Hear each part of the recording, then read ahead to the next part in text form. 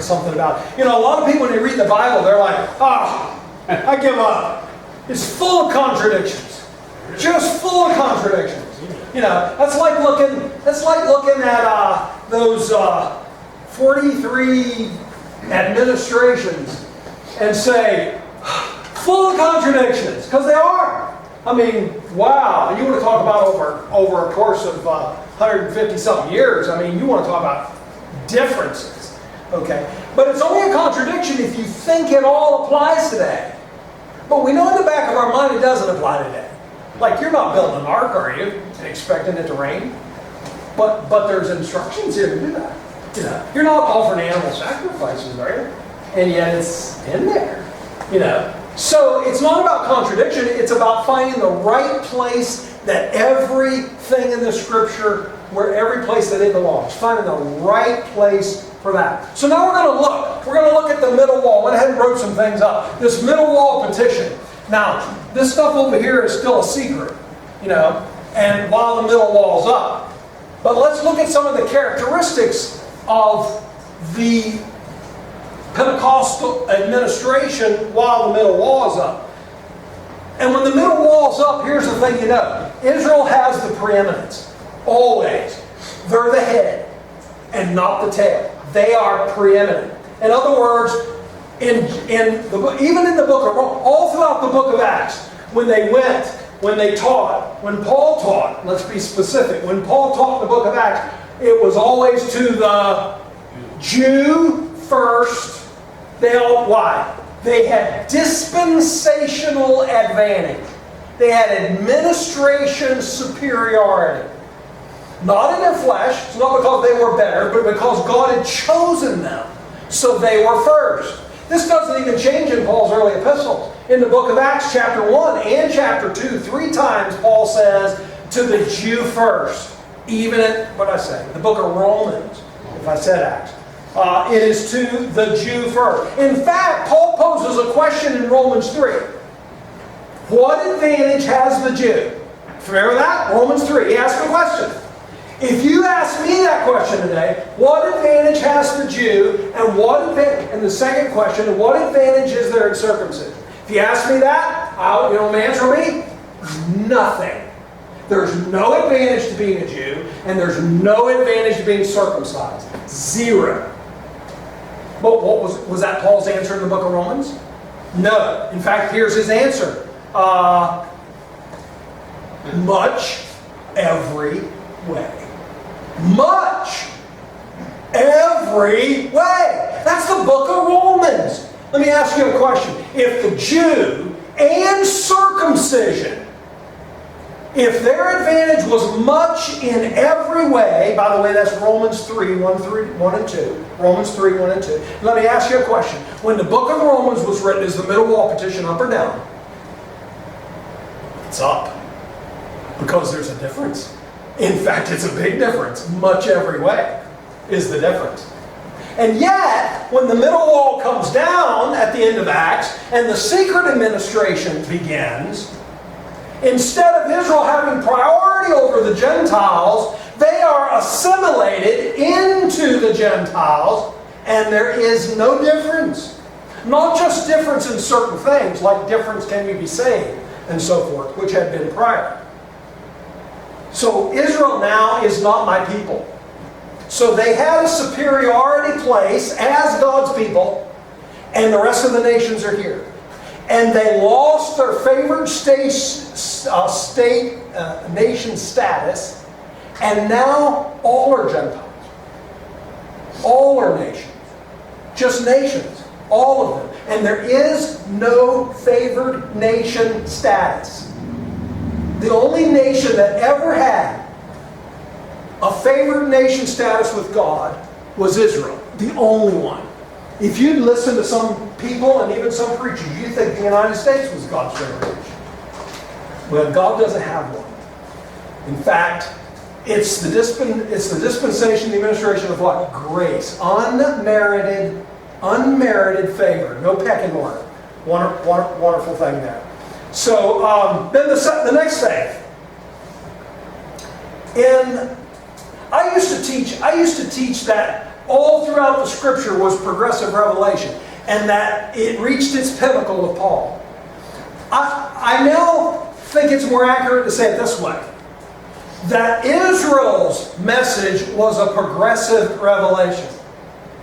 And God keeps giving a little bit and a little bit. A little bit in Genesis, a little bit in Exodus, a little bit of it coming on down the line, little bit. And each, in other words, so here's Abraham.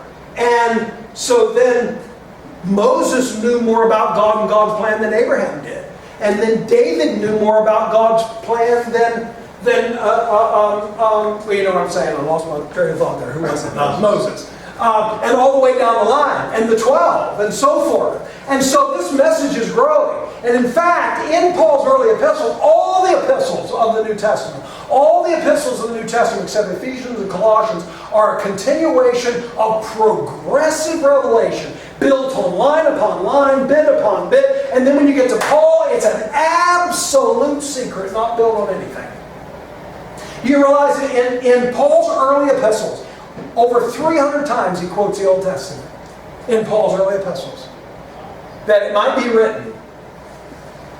Even his gospel is based on what God did with Abraham before he was circumcised. The gospel of the uncircumcision, the gospel of circumcision. That was easy for me to say, wasn't it? The gospel of the circumcision and the gospel of the uncircumcision are founded on the same man, Abraham. But you know what? But it was hid back here. This stuff was hid, and it's being revealed in the book of Romans. So it's progressive. And this is actually just even more recently. I've been teaching this for a long time, that Ephesians and Colossians was the pinnacle of this. And you know what? Ephesians and Colossians is something completely different. It's not even built on any of that foundation. It is an absolute secret. This, we could write a lot of little things in here. This wall up goes to since the disruption of the world. From the disruption of the world. Paul goes back before the disruption of the world. So what happens is, and let me take a place you see this. So what is, God plants the seed of everything He's going to grow in the New Testament, in the Old Testament, except for Ephesians and Colossians. God plants a seed all throughout the Old Testament and then goes back and taps into it. So when Paul preaches his gospel, my gospel, you know what? He goes to Abraham before he was circumcised. And it was there. And at the end of the book of Romans, Paul says something interesting. He talks about his gospel and the revelation given to him that was, the concordance says that was hushed.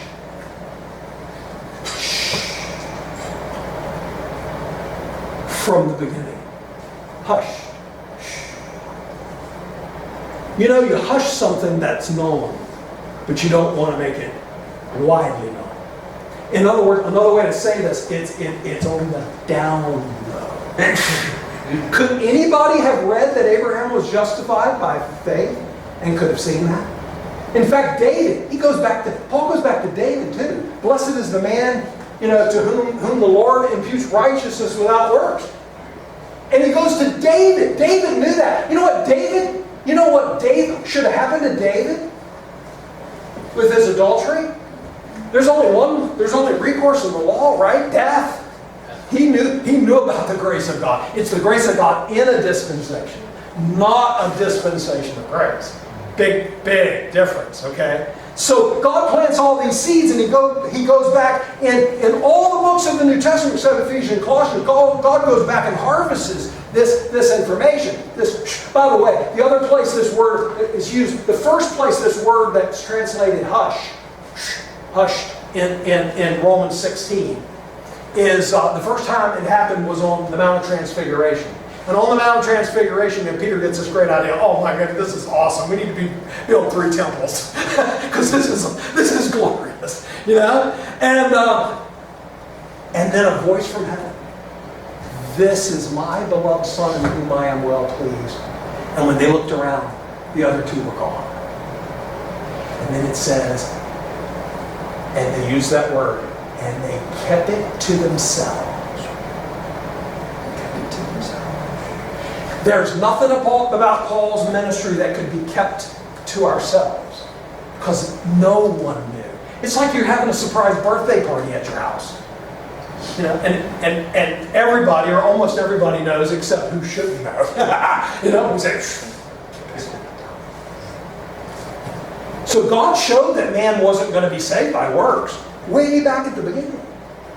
And then he brought in ways that looked like he was going to be saved some other way and kept that on the down low.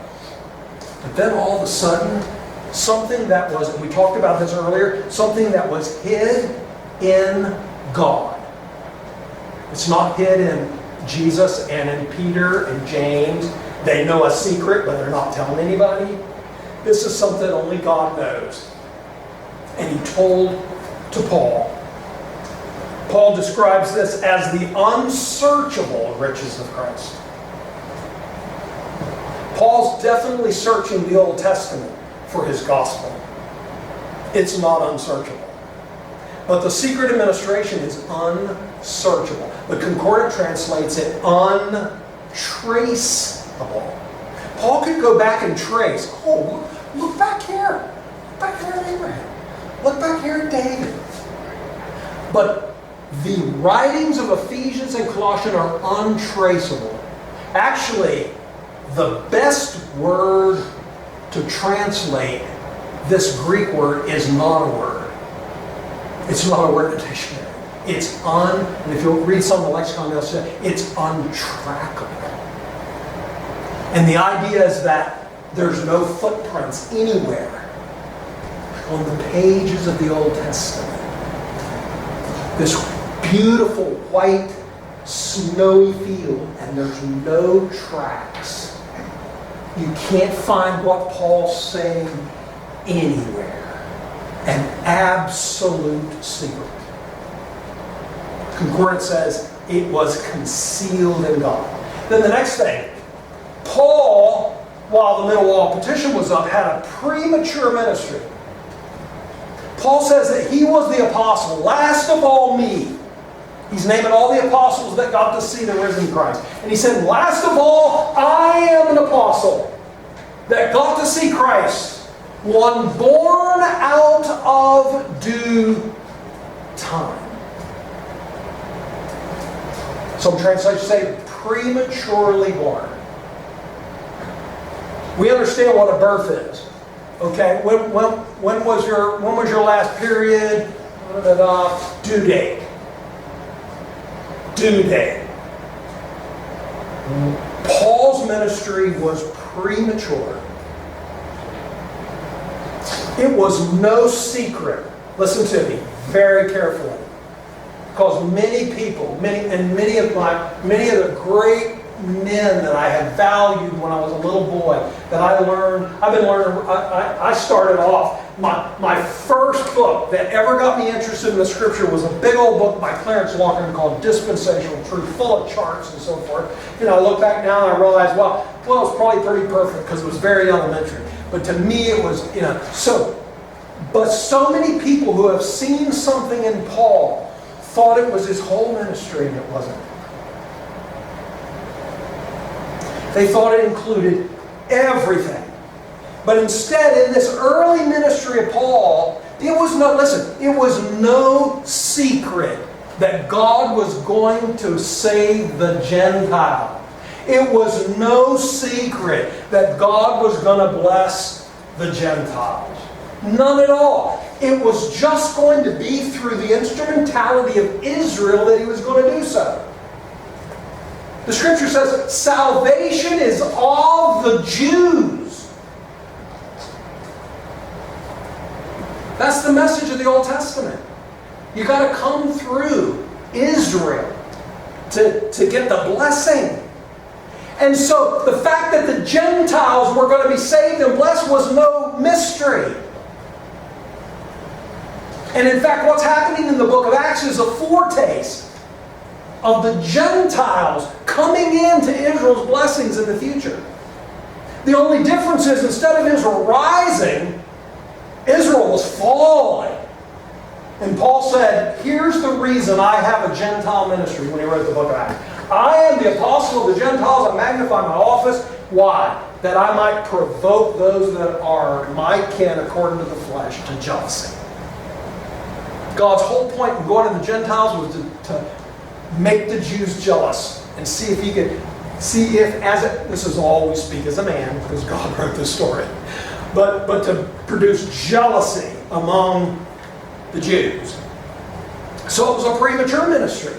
This ministry to the Gentiles will happen just the way it has been, where they come in and get Israel's blessings and so forth. And then over here, of course, we have, where are we up here? We have Paul's mature ministry. Paul's not dealing with those of us today who are members of Christ as though we were children. In fact, we're adult sons. We have the adult sonship possession. You know, we don't have any tutors, we don't have any governors. You know, we have no nannies taking care of us. We are the sons of God. What a wonderful thing that is. Okay, then now here, let me read you. Before I hit these other 3 points. Let me read you a couple things here. Let's ask Paul. Paul, what were you doing in the book of Acts? What were you doing in all your early epistles except for Ephesians and Colossians? Well, according to 2 Corinthians chapter 3, he by his own admission would say, I'm an able minister of the new covenant. Who's the new covenant made by? Israel. House of Israel and house of Jacob. Let me ask you something. If you're an able minister of the new covenant, is the wall up or down? The wall's up. There's no covenant today. Covenant people are no people. They are not my people. Here's another thing. In the book of Acts, all the way to 26, 2 chapters before the close of Acts, he says, I have taught none other things than were written in the law and the prophets. And by the way, that's true of his gospel. It's written back there. I can go show it to you. He did too. No other things. And again, over 300 times he cites the Old Testament as proof. Wow. And by the way, at the very end of the book of Acts, Acts 28, just a few verses before it closed, he says that he's in prison for what reason? The hope of Israel. He's in bonds for the hope of Israel. Let me ask you something. If you speak none other things than were written in the law and the prophets, is the wall up or down? The wall's up. If your hope's the hope of Israel, is the wall up or is the wall down? The wall's up. And by the way, here's what Paul says about believing Gentiles in his early epistles. He says that they are guests at Israel's table. Ephesians 2:19. He says they're partakers of Israel's spiritual things. Romans chapter 15, verse 26. Let me tell you, if you partake of Israel's spiritual things, is the wall up or down? The wall's up. Because they are an entity and you're partaking of it. He says in Romans 11 that you're a wild olive branch grafted into the natural branches so that you receive the fullness and the fatness of the root, Israel. Let me ask you something. Is the middle wall up or down? Okay, listen. And some people they'll say this no matter what kind of right division you do. If you say the main difference in the Bible is between the Old and New Testament, they'll say, ha! You threw away the Old Testament. Nothing could be further from the truth. I'm always studying the Old Testament. I'm always learning principles from the Old Testament. Because there's lots of truth that's always true. Always true. Oh my goodness. It just makes you intelligent and know what to do with the information you're studying. So it doesn't matter where you make the cut. Some people will say, if you only believe Paul's epistles, they'll say, oh, he threw away all the rest of the New Testament. And then those same people who will react to others who say that, and we say, well, it's Ephesians and Colossians, say, you threw away all the rest of Paul's epistles. And that's not true.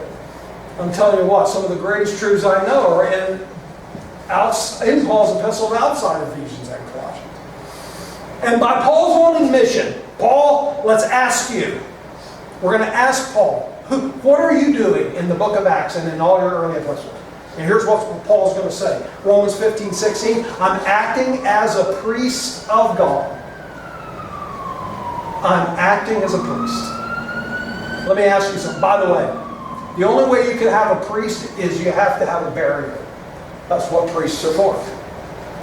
Priests are intermediators when there's a barrier. So let me ask you something.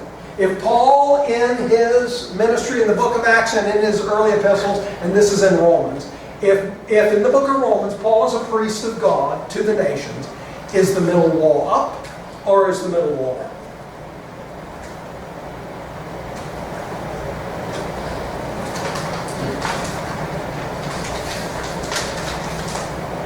We'll hit these next points.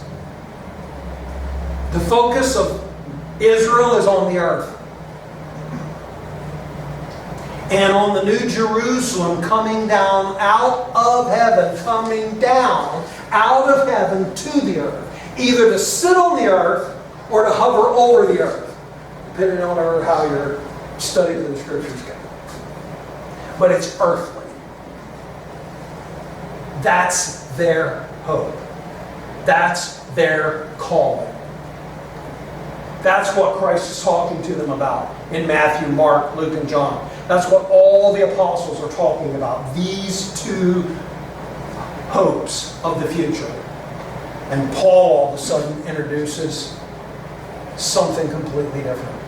Enoch says you'll search all the Scriptures in vain outside of Ephesians and Colossians to find a hope in the celestials.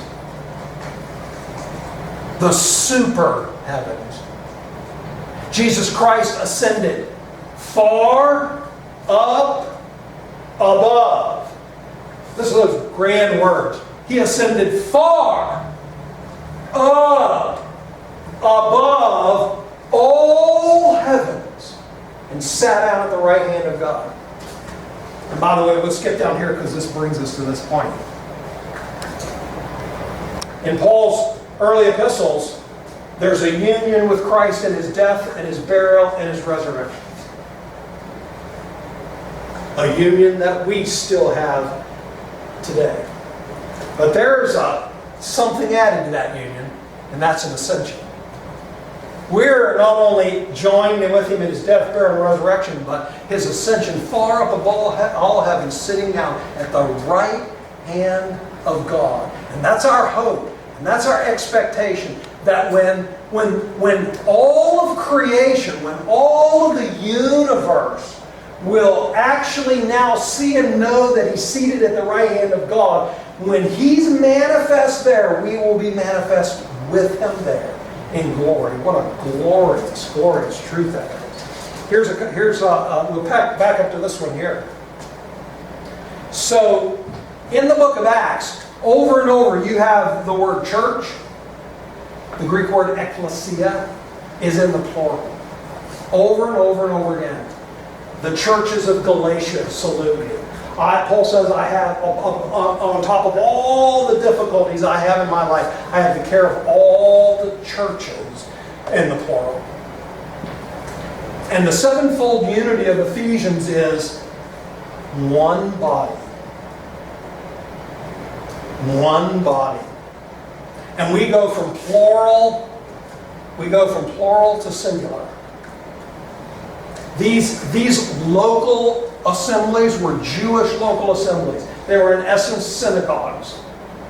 And they had the hierarchy of Israel with elders and the elder system there. And today there's only one body, not many. There's not a body in Cleveland and one in Wimber and one in Evansville. All one. And every one of those, in the Acts period, every one of those multiple bodies in singular had their own heads, their own leaders. They had bishops and pastors and elders who were in charge. And you know what? We got one leader. We got one head. Jesus Christ. It's awesome. You may have heard me say this before. To me, it's important. I don't even say it enough. We live in a secret administration where the middle wall has come down all men stand the same, without any privilege, any dispensational advantage.